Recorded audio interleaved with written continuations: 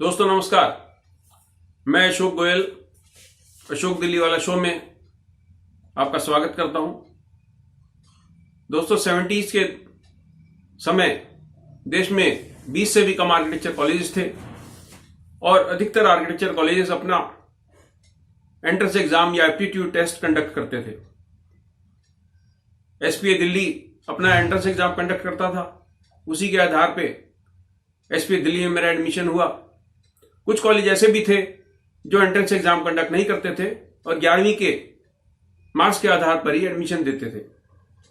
Chandigarh college of architecture में यही परंपरा थी और उसी आधार पर मेरी पत्नी मधु मोहन का चंडीगढ़ कॉलेज ऑफ आर्किटेक्चर में एडमिशन हुआ।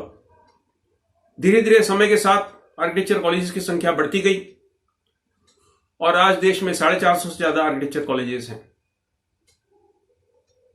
स्टूडेंट्स को परेशानी ना हो इसलिए सरकार ने सीबीएसई को एक काम सौंपा कि एक पूरे देश के लिए एक एंट्रेंस एग्जाम कंडक्ट करे जिसका नाम दिया गया जेईई पेपर 2। कुछ समय पश्चात काउंसिल ऑफ आर्किटेक्चर ने भी नाटा का एग्जाम कंडक्ट करना शुरू कर दिया। कुछ कॉलेजेस नाटा के एग्जाम के स्कोर पर आर्किटेक्चर कॉलेज में एडमिशन देते हैं, कुछ कॉलेज जेईई पेपर 2 के स्कोर पर एडमिशन देते हैं। पिछले साल हमारे आदरणीय एजुकेशन मिनिस्टर के हाथों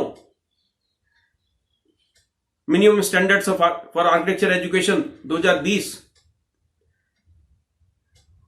को रिलीज किया गया।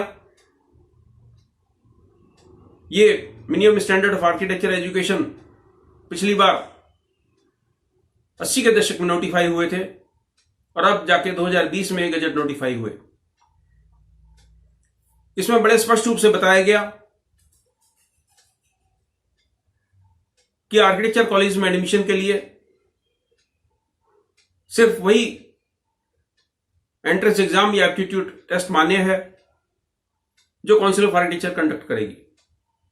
एक लंबे समय से सीबीएसई एक टेस्ट कंडक्ट करता था, बाद में एक काम नेशनल टेस्टिंग एजेंसी यानी एनटीए को सौंपा गया। 1-2 साल से एनटीए एग्जाम को कंडक्ट कर रहा है। काउंसिल ऑफ आर्किटेक्चर ने अपना जो नाटा का ब्रोशर जारी करा है उसमें भी उन्होंने स्पष्ट रूप से बताया है कि आर्किटेक्चर कॉलेज में उन्हीं स्टूडेंट्स को एडमिशन मिलेगा जो minimum standards for architecture education 2020 के नियमों का पालन करेंगे। इसका तात्पर्य यह निकलता है कि एनटीए द्वारा कंडक्टेड जेईई पेपर 2 के स्कोर के बेसिस पे अब आर्किटेक्चर कॉलेजेस में एडमिशन नहीं मिल पाएगा, अर्थात उनको भी काउंसिल द्वारा कंडक्टेड नाटा का पेपर क्लियर करना होगा। यह बड़ी विचित्र बात है कि एनटीए द्वारा अपनी वेबसाइट पे या रजिस्ट्रेशन के समय स्टूडेंट्स को यह जानकारी नहीं दी गई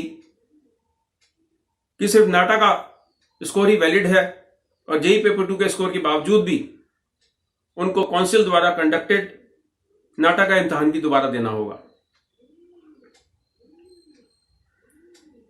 फरवरी 2021 में 51,000 से ज्यादा स्टूडेंट्स ने जेईई पेपर 2 में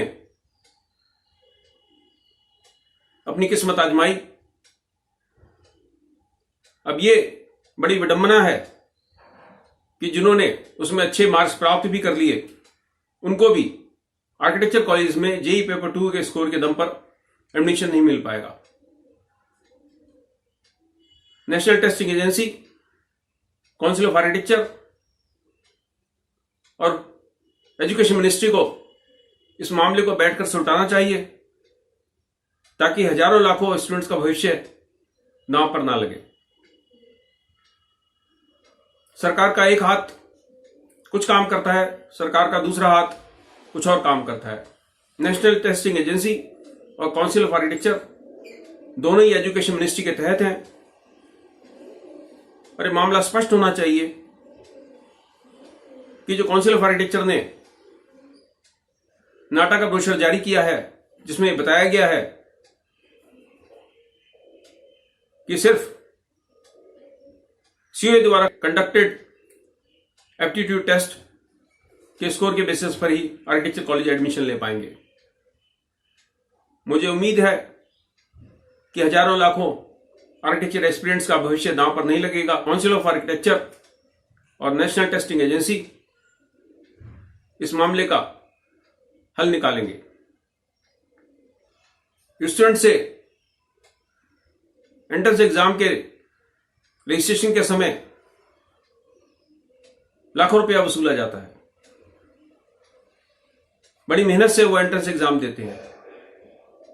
उसके बाद उनको अगर पता चले कि वो स्कोर किसी काम का नहीं, तो ये बड़ी विडंबना है।